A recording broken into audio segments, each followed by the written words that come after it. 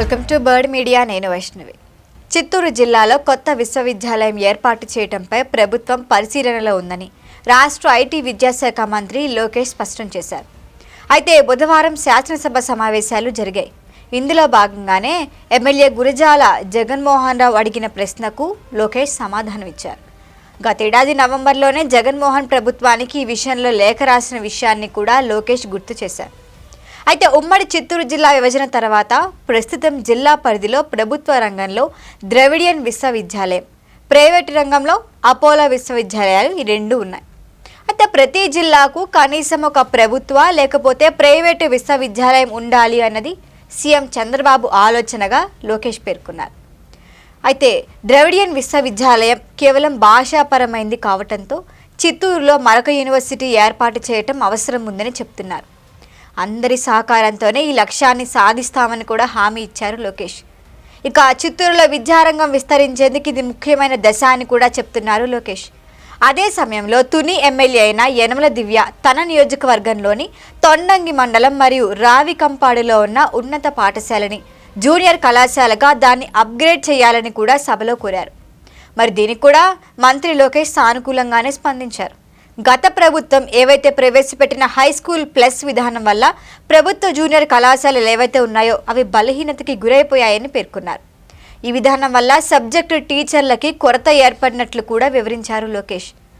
ప్రస్తుత ప్రభుత్వం అధికారంలోకి వచ్చింది కాబట్టి ఈ విధానాన్ని సవరిస్తూ ఇంకా విద్యా వ్యవస్థలో మెరుగుదలలు చేర్చిందని లోకేష్ తెలిపారు. ఫలితంగా ప్రభుత్వ కాలేజీల్లో ఇప్పుడున్న అడ్మిషన్ల కంటే 40% అడ్మిషన్లు పెరిగాయని కూడా చెప్పారు. వీటితో పాటే విద్యార్థులకు అక్కడ కావాల్సిన సౌకర్యాలు, పోటీ పరీక్షలకు వాళ్ళకు అవసరమైన మెటీరియల్ అందించడం, ఇంకా వీటితో పాటు మధ్యాహ్న భోజనం వంటి ఆధునిక సదుపాయాలు కూడా అందించడం జరుగుతోందని వివరించారు లోకేష్.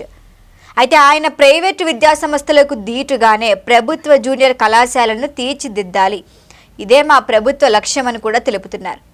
మంకా మండలంలో జూనియర్ కళాశాల ఏర్పాటు చేయడం ద్వారా విద్యార్థులు స్థానికంగా చేరుకోవటానికి లేకపోతే పాఠ్యాంశాలని సులభంగా అందుకునే అవకాశాన్ని పొందుతున్నారని కూడా చెప్పారు. ఇవన్నీ చూసి రాబోయే 2 సంవత్సరాల్లో ఈ విధానాన్ని పూర్తి చేయాలని మేము చాలా సంకల్పంతో పనిచేస్తున్నామని చెప్పారు లోకేష్. ఇక తుని ఎమ్మెల్యే విజ్ఞప్తి కూడా చేశారు. ఆయన విజ్ఞప్తి మేరకు అక్కడ అవసరమైన వివరాలను సమగ్రంగా తెప్పించి తగిన నిర్ణయం తీసుకుంటామని కూడా హామీ ఇచ్చారు లోకేష్. ఇక చిత్తూరు జిల్లాలో విద్యా వ్యవస్థ అభివృద్ధికి ప్రభుత్వం అక్కడ కూడా కీలకంగా వ్యవహరిస్తోందని, ప్రతి జిల్లాకు అందరికీ నాణ్యమైన విద్యా అవకాశాలు అందించడమే టీడీపీ ప్రభుత్వ లక్ష్యంగా చెప్తున్నారు ఆయన. ఇక వీటితో పాటు కొత్త విశ్వవిద్యాలయం మరియు జూనియర్ కళాశాల ఏర్పాటు ద్వారా విద్యార్థులకు సమగ్ర విద్యా అవకాశాలు కల్పించే ఛాన్స్ ఉంటుందని కూడా చెప్పారు. ఈ విధంగా ఇప్పుడు టీడీపీ కానీ లోకేష్ కానీ చిత్తూరు జిల్లాలో విద్యారంగానికి గట్టి ప్రోత్సాహాన్ని ఇస్తున్నారు. మరి భవిష్యత్తులో అక్కడి విద్యార్థుల కోసం ఇంకా మెరుగైన సదుపాయాలు ఏర్పాటు చేయడమే ప్రభుత్వ దృష్టి అని మంత్రి కూడా సూచించారు. మరి దీనిపైన మరిన్ని అప్డేట్ల కోసం చూస్తూనే ఉండండి బర్డ్ మీడియా.